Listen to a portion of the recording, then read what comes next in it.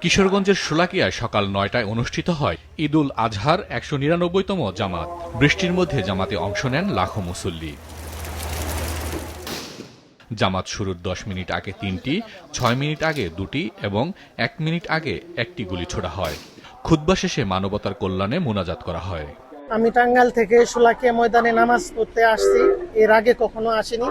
এখানে অনেক লোকের সমাগম হয়, বড় জামাত হয়, তার কারণে আমি এখানে নামাজ পড়তে আসছি। এখানে নামাজ পড়ে আমরা শান্তি পাই। দিনাজপুরের ঐতিহাসিক গোরে শহীদ ময়দানে সকাল ৮:৩০টায় অনুষ্ঠিত হয় ঈদের জামাত। একসাথে লাখো মুসল্লি জামাত আদায় করেন। বিভিন্ন স্থান থেকে মুসল্লিরা যান সেখানে নামাজ পড়তে। খুবই আলো ঝলমলে পরিবেশে দিনাজপুর জেলার বিভিন্ন এলাকা থেকে এখানে হাজারো মানুষ ঈদুল আজহার নামাজ এখানে আদায় করেছেন। আল্লাহ তাআলার দরবারে অশেষ শুকরিয়া। সমাজ থেকে যত প্রকার হিংসা বিদ্বেষ এবং যে নরবিদ্বেষের মতো যে কাজগুলো ইতিমধ্যে সমাজে কিছু মানুষ কিছু গোষ্ঠী কাজগুলো করছে, এদেরকে সবসময় বয়কটের মধ্য দিয়ে এবং তাদেরকে সবসময় আইনের আওতায় এনে দেশকে একটি স্থিতিশীল অবস্থায় নিয়ে যাওয়া আমাদের সকলের দায়িত্ব। নরসিংদীর মনোহরদী সরকারি মডেল পাইলট উচ্চ বিদ্যালয় মাঠে নামাজ আদায় করেন স্বাস্থ্য ও পরিবার কল্যাণ মন্ত্রী সরদার মোহাম্মদ সাখাওয়াত হোসেন বকুল। এছাড়া খায়রুল কবির খোকন, ড আব্দুল মঈন খান এবং মঞ্জুর এলাহী নিজ নিজ এলাকায় ঈদের জামাত আদায় করেন। চট্টগ্রাম উত্তর কাট্টালীতে নাজিরবাড়ির জামে মসজিদে ঈদের জামাত আদায় করেন অর্থমন্ত্রী আমির খুসরু মাহমুদ চৌধুরী। জামায়াতুল ফালা জামে মসজিদে সকাল ৭টা ও ৮টায় ঈদের প্রধান দুটি জামাত অনুষ্ঠিত হয়। নামাজে সর্বস্তরের ধর্মপ্রাণ মুসল্লিরা অংশগ্রহণ করেন। উপস্থিত ছিলেন ভূমি ও পার্বত্য চট্টগ্রাম বিষয়ক প্রতিমন্ত্রী মীর মোহাম্মদ হেলাল উদ্দিন, চট্টগ্রাম ৯ আসনের সংসদ সদস্য আবু সুফিয়ান এবং Chittagong city mayor doctor Shahadat Hossain সহ আরও অনেকে। নামাজ শেষে তারা সবার সঙ্গে শুভেচ্ছা বিনিময় করেন।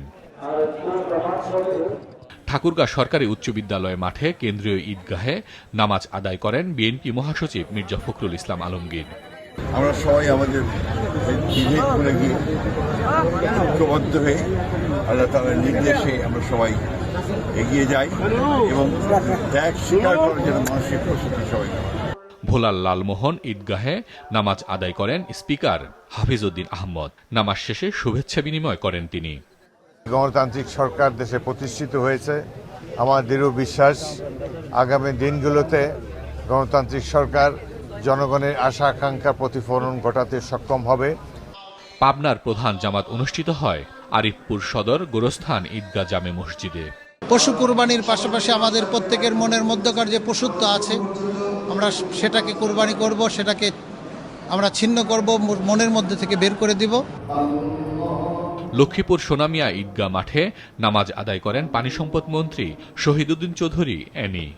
ত্যাগের মহিমায় আমরা যেন এই মহিমান্বিত জীবনটাকে ধারণ করে সবাই সুখে শান্তিতে সৌহার্দ্যপূর্ণ পরিবেশে এই দেশে বসবাস করতে পারি, এটাই হোক আজকে আমাদের এই দিনের প্রতিপাদ্য।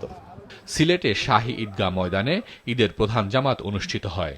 অংশ নেন বাণিজ্য, শিল্প, বস্ত্র ও পাট মন্ত্রী খন্দকার আব্দুল মুক্তাদির এবং প্রবাসী কল্যাণ ও বৈদেশিক কর্মসংস্থান মন্ত্রী আরিফুল হক চৌধুরী।